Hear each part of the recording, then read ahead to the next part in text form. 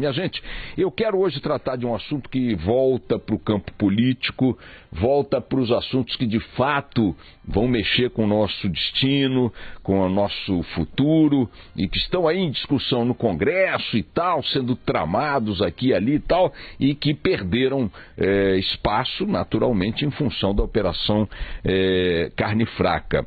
Sobre a Operação Carne Fraca, rapidamente, que continua dominando as manchetes e as preocupações aí do governo, do Planalto nas últimas horas, nos últimos dias, desde sexta-feira, a polêmica se concentra hoje em saber qual é a real dimensão daquilo que foi exposto pela Polícia Federal, por essa equipe da Polícia Federal na sexta-feira, depois da maior operação já realizada pela corporação em todos os tempos, com mais de 1.000 agentes em campo, vários mandados de prisão preventiva, vários mandados de prisão temporária, busca e apreensão e tudo mais. A Polícia Federal convocou uma entrevista coletiva, anunciou ter descoberto graves crimes cometidos no controle sanitário da carne processada pelos frigoríficos brasileiros, exportada e para consumo interno.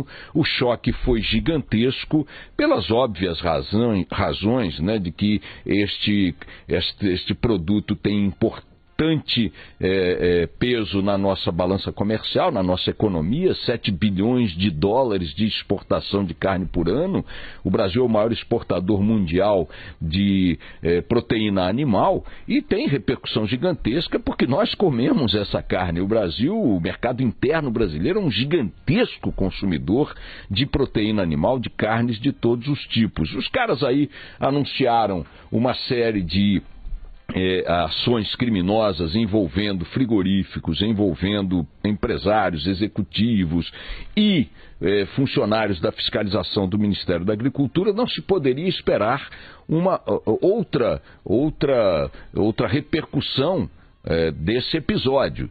É como se você nos Estados Unidos fizesse lá o FBI a revelação de que o campeonato do Super Bowl é manipulado por uma máfia que vende resultados, compra resultados, jogadores e juízes. Aqui não teria grande repercussão, porque o Super Bowl, o futebol americano não é algo que... Mas lá, imaginem com a importância que aquilo tem, o paralelo é esse. Então a repercussão era previsível e era inevitável. Pois bem, o que fez o governo? O governo reagiu irritado com a forma como a Polícia Federal deu à luz esse assunto, dizendo que houve um exagero, distorções, que isso compromete um produto importante na nossa pauta de exportações, que gera milhares, milhões de empregos em toda a sua cadeia, que abala a confiança do consumidor brasileiro e internacional na qualidade da carne brasileira, que essa carne é exportada para mais de 150 países e que esse mercado internacional não seria conquistado sem os necessários controles sanitários. Comentei aqui ontem, você pode eventualmente vender carne podre para a Alemanha uma vez, duas vezes, mas não vai vender a vida inteira, não vai vender para a comunidade europeia, para o Japão, não vai para a União Europeia, não vai vender para os Estados Unidos, para o Canadá, porque os caras vão descobrir em algum momento, ora, se a carne brasileira vai sendo consumida mundialmente há muitos anos e conquistando mercados cada vez mais, isso aí não acontece porque as pessoas aqui são simpáticas, ou porque os nossos políticos são melhores, ou porque o nosso boi, nossas vacas cantam ópera. Isso se conquista com mecanismos comerciais que envolvem garantias de qualidade do produto. Então a reação do setor foi uma reação muito forte, apoiada pelo governo, que vê nos riscos desse impacto econômico um trauma grave para as nossas contas públicas, para as nossas contas nacionais.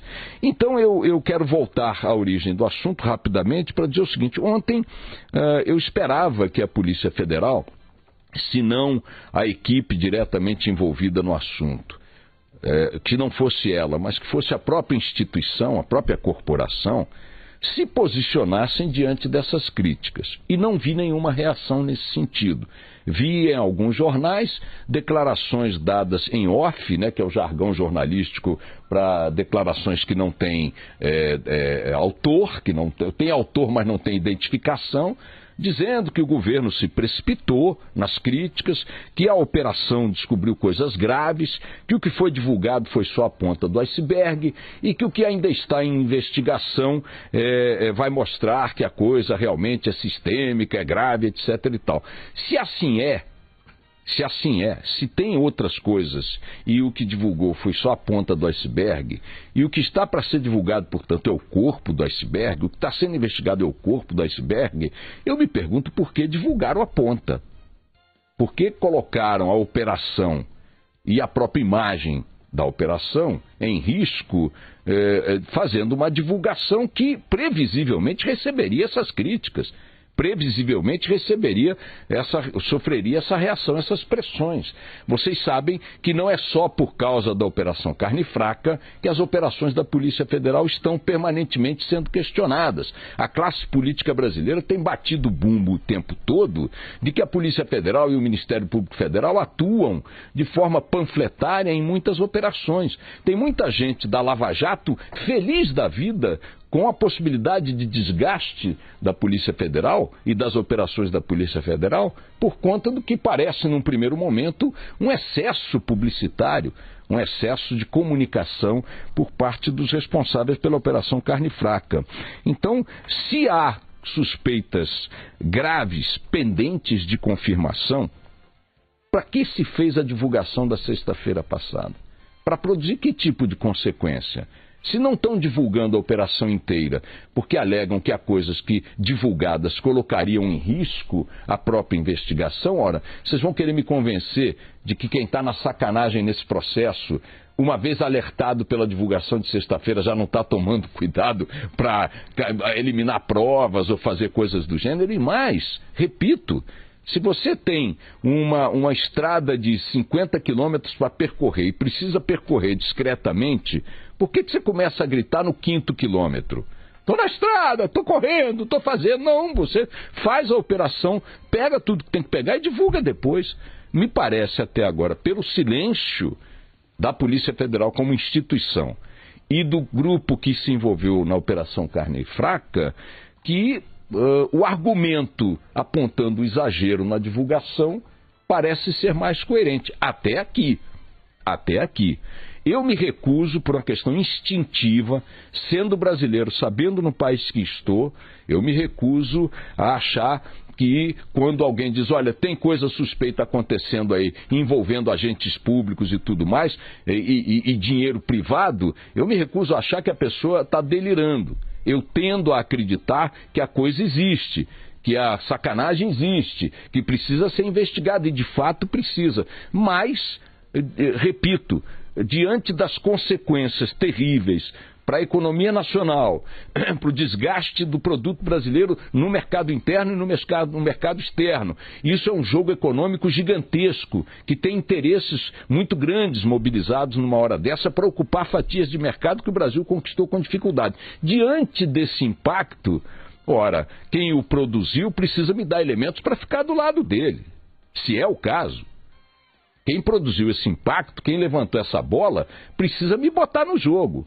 Esse negócio de ficar em silêncio 3 dias, 4 dias depois da lambança armada com a divulgação, não me parece razoável. E não é só eu que acho isso, não. Ontem a associação, ou a federação, não sei como é que chama, dos policiais, dos agentes da Polícia Federal, que não é dos delegados, é dos agentes, também soltou uma nota dizendo o que eu também acho. Olha, eu apoio a operação, mas acho que a divulgação foi um desastre.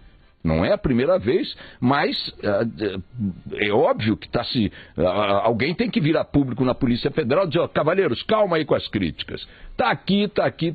O tamanho da coisa é esse, o tamanho é este. O sujeito está aqui a prova, está aqui. Afinal de contas, são 2 anos de investigação.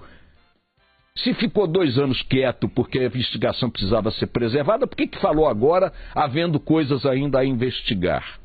Então, não se trata de dizer, porque aí, evidentemente, na mesma hora parece, é porque são grandes anunciantes, porque não, esquece isso. Esquece os grandes. Vamos pensar o seguinte, a quantidade de empregos em jogo, o volume de divisas em jogo, o interesse estratégico do país no mercado internacional.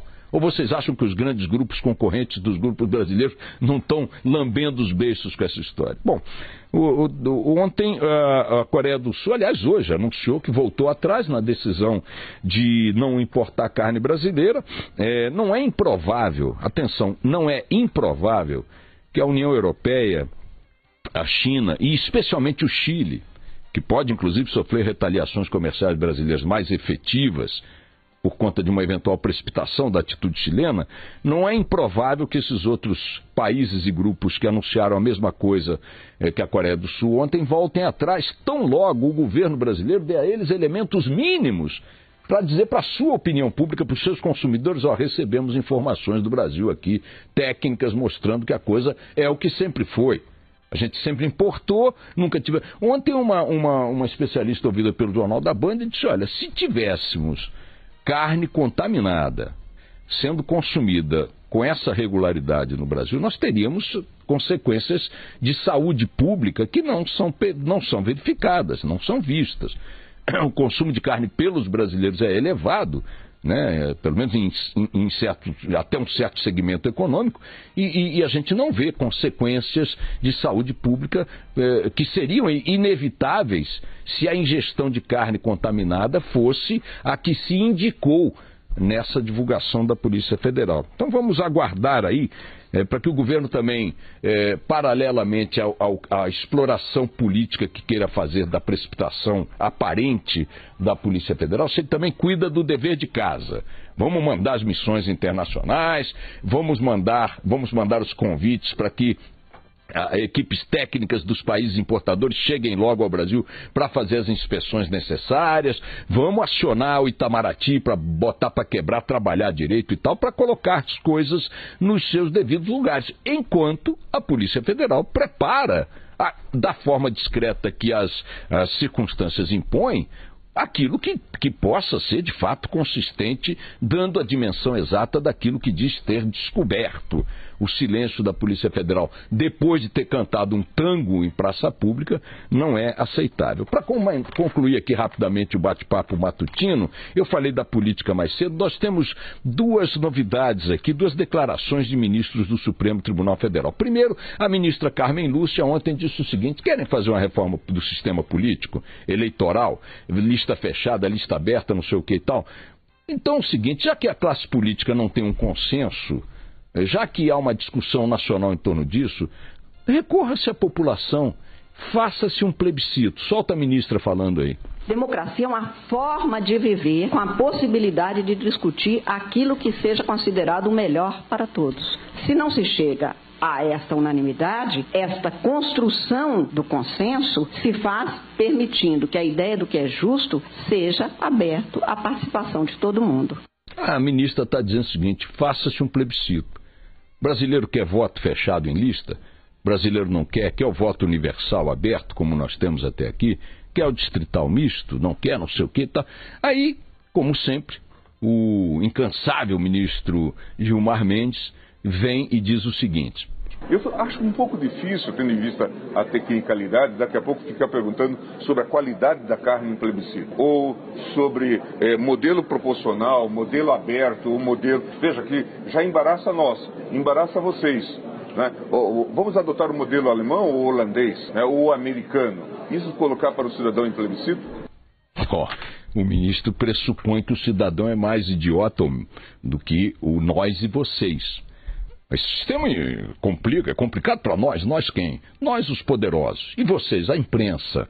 Então, embaraça nós. Como é que não vai embaraçar o desgraçado analfabeto, o idiota do cidadão? Não, ministro, desculpe. Os outros, né, são melhores que vocês para tudo, inclusive para pagar o salário que vocês recebem. Para com esse negócio de querer tirar da população sempre a prerrogativa de ditar os rumos do que vocês têm que fazer, formalizar aí. Vocês os poderosos e nós, a imprensa, etc. e tal. O plebiscito não tem problema nenhum. Um país que montou uma operação para devolução de contas inativas do fundo de garantia, com a rapidez que montou, Um país que faz programas nacionais de vacinação com a rapidez que faz. Um país que já foi testado em muitas emergências que mobilizaram a população de forma absolutamente eficaz, não teria problema nenhum, ministro, em apresentar para o cidadão um plebiscito em que ele pudesse dizer, olha, quero manter o atual sistema em que eu voto direto nos políticos, ou quero adotar um sistema no qual eu vote numa lista fechada de partido e o partido escolhe os políticos por mim. Ou então, uma coisa que me permita dizer o seguinte, eu só voto em político da minha região e não do meu estado ou do meu... Então, ministro, a propaganda que está aí à disposição dos políticos o tempo todo para nos encher o saco na televisão, mentindo, pedindo filiação partidária e tudo mais, posando de sérios, é a mesma que vocês teriam que usar didaticamente por algum curto tempo para que a população tomasse ciência das bases de cada proposta em discussão e ela decidisse o que quer, tirando do senhor, ministro, de seus pares, da classe política cuja imagem e o conteúdo a gente sabe qual é, a prerrogativa de mudar as regras do jogo, não em benefício dessas pessoas que não foram ouvidas, os outros, mas em benefício de vocês mesmos. Então, viva mais uma vez a ministra Carmen Lúcia por sua proposta absolutamente democrática. Vamos nessa.